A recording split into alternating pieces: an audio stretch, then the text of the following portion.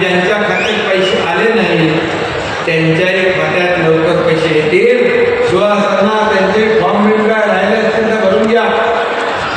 आणि मी आपल्याला सांगतो, विरोधी पक्ष म्हणत होता ही चुनावी जुमला, ही फक्त घोषणा, हे फसवा आश्वासन।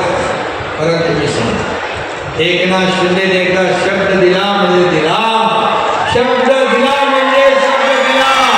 आणि मग या ठिकाणी मी सांगितलं, रक्षाबंधनच्या अगोदर माझ्या लाडक्या बहिणीच्या खात्यात हा लाडका भाऊ पैसे टाकल्याशिवाय राहणार नाही।